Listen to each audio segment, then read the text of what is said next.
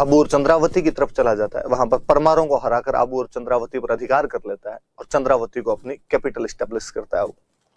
उसके बाद में एक राजा है शिवभान, जो कि 1405 में एक नई राजधानी बनाते हैं, शिवपुरी। फिर फाइनली सहसमल ने सरनवा पहाड़ियों की उस श्रेणियों में 1425 में सिरोही नामक एक नए नगर की स्थापना की और उसे अपनी राजधानी बनाया था। एक बात हम पहले पढ़ चुके थे कि कुंभा ने उसके समय में सिरोही पर अटैक किया था, नरसिंह डोडिया को सेना देकर भेजा था। फिर उसके बाद में हम सिरोही के अंदर बड़े राजा पढ़ रहे थे, तो हमने पढ़ा जगमाल, जो मेवाड़ महाराणा रायमल को 1474 में बहलोल लोदी के खिलाफ सहायता करता है। उसकी बेटी पद्माबाई की शादी मारवाड़ के राव गंगा से हुई थी, जिसका पुत्र मालदेव था। जगमाल की खुद की शादी रायमल की पुत्री आनंदाबाई से हुई थी। आनंदाबाई को लेकर जगमाल का आनंदाबाई के भाई उडना राजकुमार पृथ्वीराज से विवाद हो गया था और जगमाल ने उडना राजकुमार पृथ्वीराज को जहर दे दिया था, मरवा दिया था उसको। अखेराज, जो कि 1527 में खानवा के युद्ध में राणा सांगा की सहायता करता है, उसे उडना अखेराज के नाम से भी जानता है।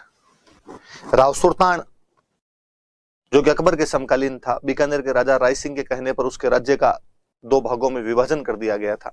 आदि सिरोही सुल्तान की और आदि सिरोही अकबर ने प्रताप के छोटे भाई जगमाल को दे दी थी। कालांतर में जगमाल और सुल्तान के बीच विवाद हो गया। अकबर की तरफ से एक सेना भेजी गई। 1583 में दत्तानी नामक स्थान पर अकबर की सेना और सुल्तान की सेनाओं के बीच में युद्ध हुआ, जिसमें अकबर की तरफ से प्रताप का भाई जगमाल, चंद्रसेन का बेटा राय सिंह और दांती सिंह कोलीवाड़ आए थे, लेकिन सुल्तान उनकी सेना को हरा देता है। दुर्सा आढ़ा उसके दरबार में थे, जिन्होंने पुस्तकें लिखी थी, राव सुल्तान रा कवित, और एक किताब मैंने और बताई थी, विरुद्ध छहतरी। हम और पढ़ेंगे दुर्सा आढ़ा कौन, तो आगे और पढ़ेंगे, तब उनकी और कई बातें, किरतार बाउनी, कई किताबें और है, पर वो कल 2 वहां पर काम की चीज थी, इसलिए मैंने वहां पर बताती थी। किताबें पढ़ेंगे तब इन सब के बारे में पढ़ेंगे। जैसे मैंने चंद्रशेखर भी जब हम पढ़ रहे थे सुरजन के दरबार में, तो हमने उसकी हमीर हट पढ़ी थी, क्योंकि पहले बता चुका था। बाकी जब हम साहित्य पढ़ेंगे तब पढ़ेंगे। उसकी एक किताब सुरजन चरित भी है, सुरजन के दरबार में था तो उसने सुरजन चरित भी लिखी थी। याद रखो, तो आप यही याद रख लेना, बाकी जब हम पुस्तकें पढ़ेंगे वहां और कर लेंगे अपने उनको। फिर फाइनली सिरोही के अंदर एक मानसिंह नाम के राजा हुए, जिनके समय की तलवारें बहुत प्रसिद्ध हुई, मानसाही तलवार कहलाती है। बेरीसाल ने जोधपुर के राजा अजीत सिंह को कालिंद्री नामक गांव में शरण दी थी, और शिव सिंह 1823 में अंग्रेजों के साथ में संधि कर लेता है। संधि करने वाली राजस्थान की अंतिम रियासत जो अंग्रेजों से संधि करती है, वो आपके सिरोही थी। ये बात हमने पढ़ ली थी। फिर हम बूंदी के चौहान पढ़ रहे थे। मैंने बताया था कि ये भी नाडोल वाले चौहानों की एक शाखा थी। हर राय नामक व्यक्ति से धीरे धीरे हाड़ा राय कहते कहते हाड़ा ही हो गए। सबसे पहले देवा जो था वो 1241 के अंदर जेता मीणा को हराकर बूंदी वाले इलाके पर कब्जा करता है। बुंदा मीणा की वजह से इसे बूंदी कहा जाता है। कुंभा का रणकपुर अभिलेख इसका नाम वृंदावती बताता है। कालांतर में देवा हाड़ा के उत्तराधिकारी समर सिंह ने अपने राज्य का विस्तार करते हुए कोटिया भीलों से कोटा छीन लिया था 1274 में। बरसिंह 1354 में बूंदी में किले का निर्माण करवाता है, जो दूर से देखने पर स्टार के समान दिखाई देता है, इसलिए उसे तारागढ़ कहा जाता है।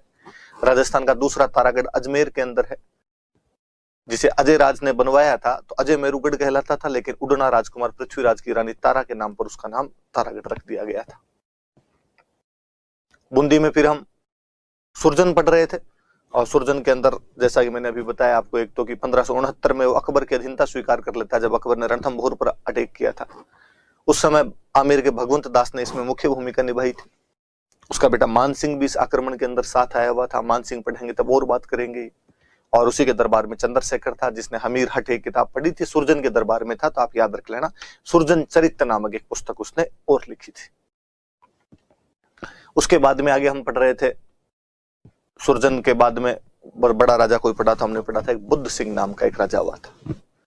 नेहतरंग नामक उसने पुस्तक लिखी थी, और बुद्ध सिंह के टाइम में ही उसके 2 बेटों के बीच में उत्तराधिकार संघर्ष हो गया था। एक उसका गोद लिया हुआ बेटा दलेल सिंह, और एक उसका जो वास्तविक बेटा था उमेद सिंह। उन दोनों के बीच में उत्तराधिकार संघर्ष हुआ, जिसमें बुद्ध सिंह की जो रानी थी अमर कंवर, उसने उमेद सिंह का साथ दिया, और उमेद सिंह के पक्ष में मराठा सरदार मल्हार राव होलकर को इनवाइट कर लिया था। राजस्थान की किसी भी रियासत की इंटरनल पॉलिटिक्स में सबसे पहले मराठों ने कहीं पर इंटरफेयर किया था तो बूंदी थी। दलेल सिंह जिसके साथ सवाई जयसिंह ने अपनी बेटी कृष्णा कंवर की शादी कर रखी थी, सवाई जयसिंह उसका सपोर्ट करता है, तो ये सवाई जयसिंह और मराठों के बीच में अखाड़ा बनकर रह गया था।